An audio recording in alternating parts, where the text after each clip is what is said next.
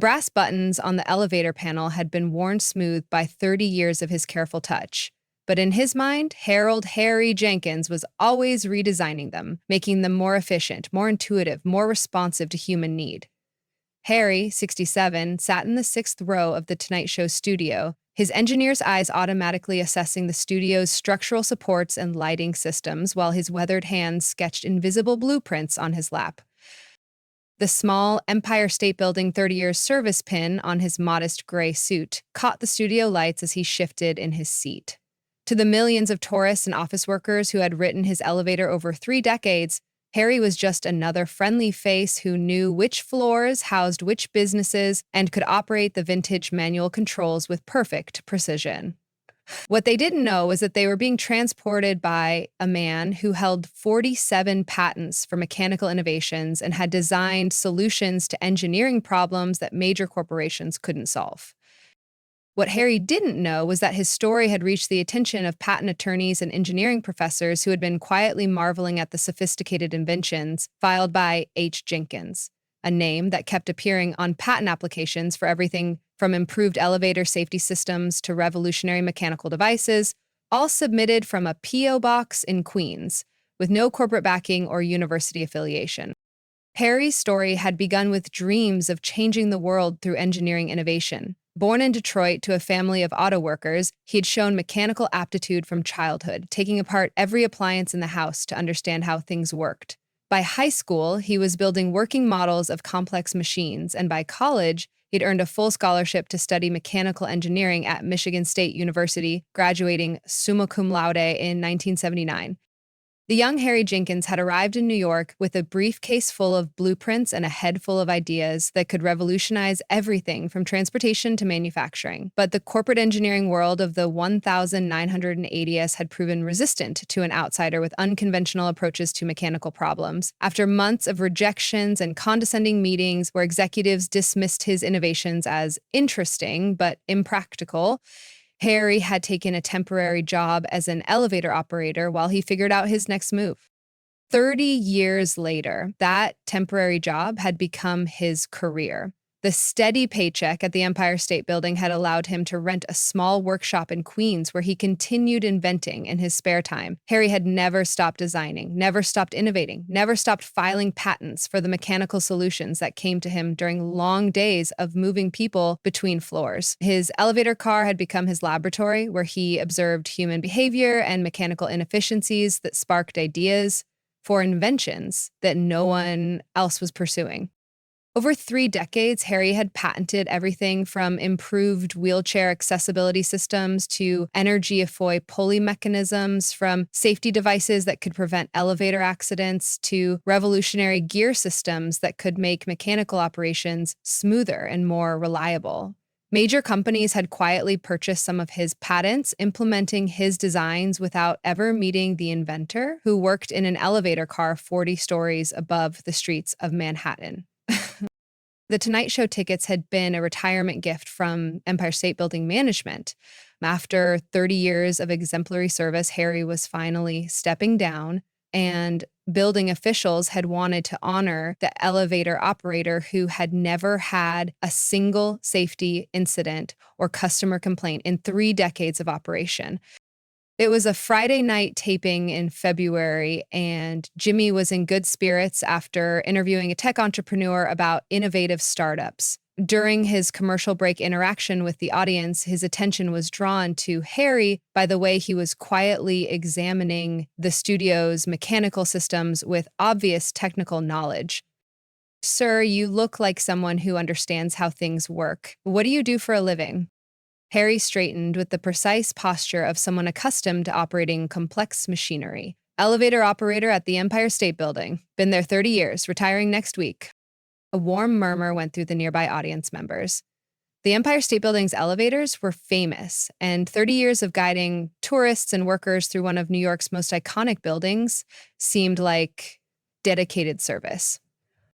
30 years in the Empire State Building? You must have seen millions of people pass through those elevators. That's incredible dedication.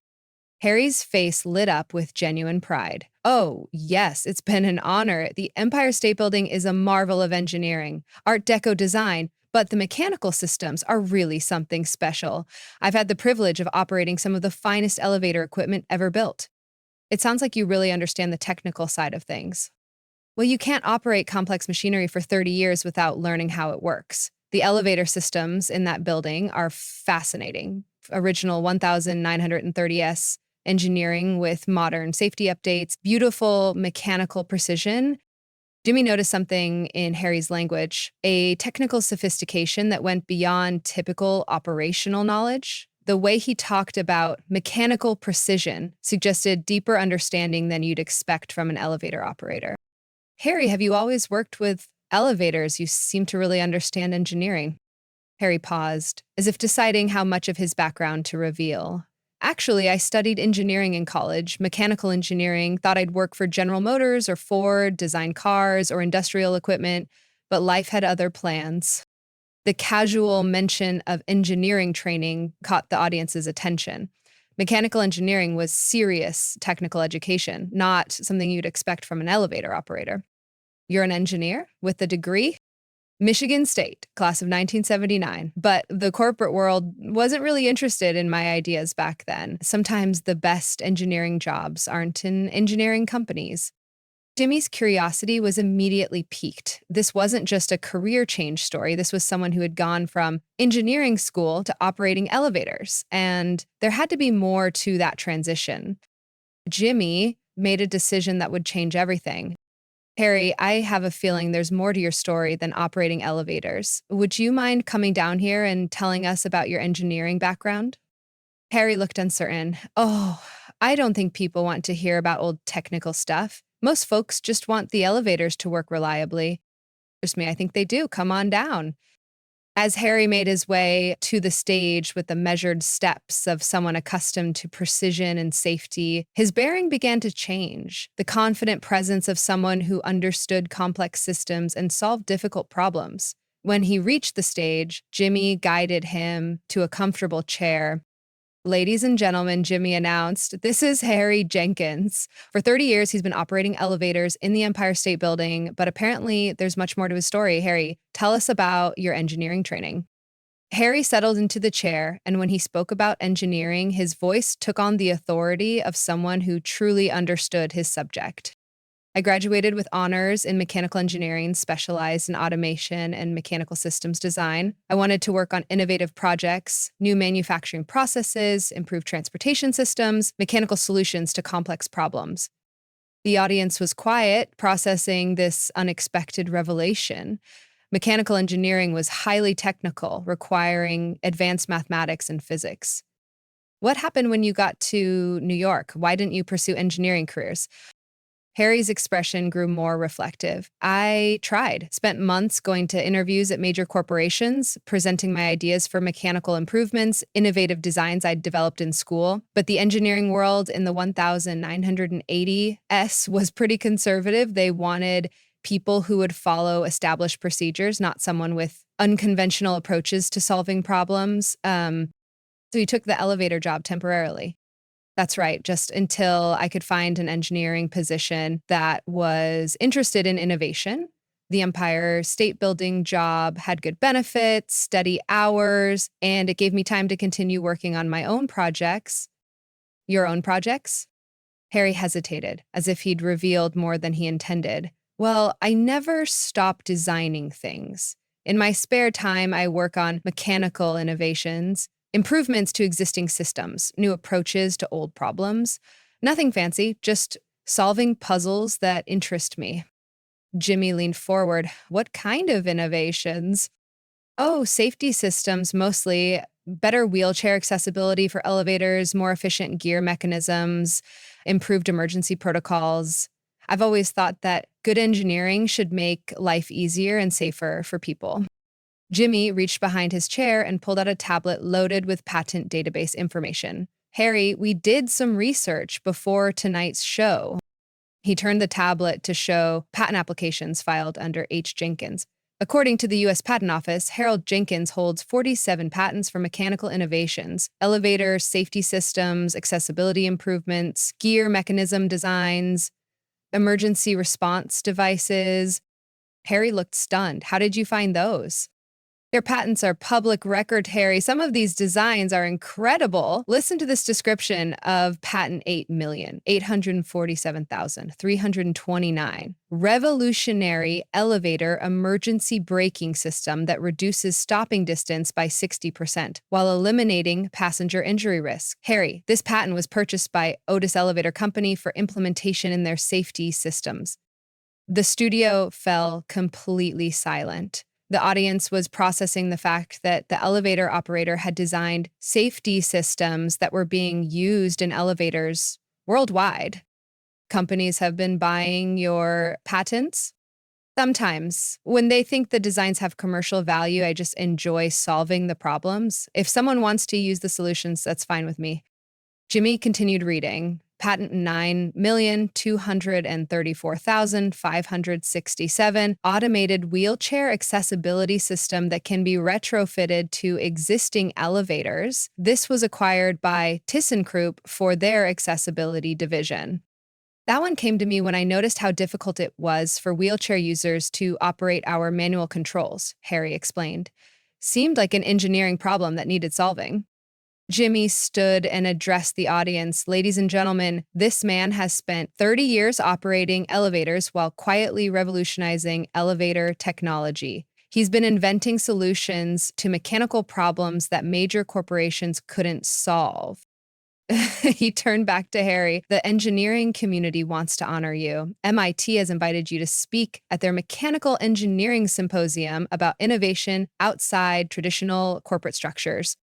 Harry's eyes filled with tears. MIT wants me to speak?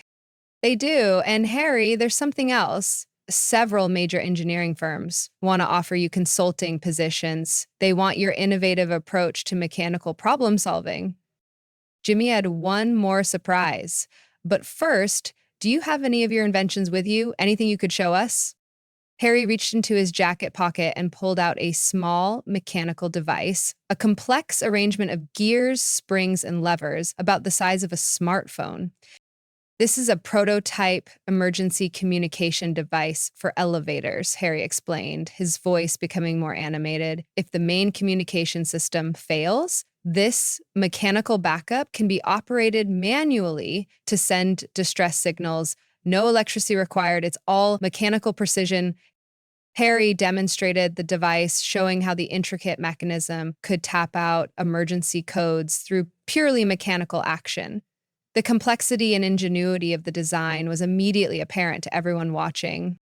The beauty of mechanical systems, Harry continued, is that they don't depend on electronics or power sources. Good mechanical engineering is about understanding forces, leverage, and precision. This device could work in any emergency situation. The audience was mesmerized by Harry's passionate explanation of his invention, understanding they were witnessing genuine genius applied to practical problems. Harry, Jimmy said, you've spent 30 years in an elevator car while designing innovations that could save lives and improve accessibility for millions of people. How does that feel? It feels like doing what I was meant to do, Harry replied simply. Engineering isn't about where you work or what title you have. It's about seeing problems and creating solutions. My elevator car was the perfect laboratory for understanding how mechanical systems really work and how they could work better. As they helped Harry back to his seat, he stopped and looked out at the audience one more time. Thank you, but I want young people to know innovation doesn't happen only in corporate laboratories or university research centers. It happens wherever curious people are paying attention to problems that need solving. Keep observing, keep questioning, keep designing. The episode that aired became one of the most inspiring Tonight Show segments of the year, sparking conversations about unrecognized innovation and the inventors working outside traditional systems. Harry's story inspired major engineering firms to actively seek out unconventional innovators, and several universities created programs to identify and support inventors working independently. The Harry Jenkins Innovation Lab was established at Michigan State University to encourage students to pursue practical problem solving over purely theoretical research. Harry spent his retirement consulting for major corporations and teaching design workshops. Discovering that leaving the elevator didn't mean leaving innovation, it meant sharing his approach with engineers who could implement his solutions on a global scale. At 69, Harry still observes mechanical systems with an inventor's eye, still believes that the best solutions come from understanding real world problems, and still carries a small mechanical device in his pocket, a reminder that innovation happens not in boardrooms, but in the minds of people who care enough to make things work better. Because sometimes the most important inventions come not from research labs funded by millions of dollars, but from elevator cars operated by engineers who never stopped believing that every mechanical problem has an elegant solution, waiting for someone curious enough to find it.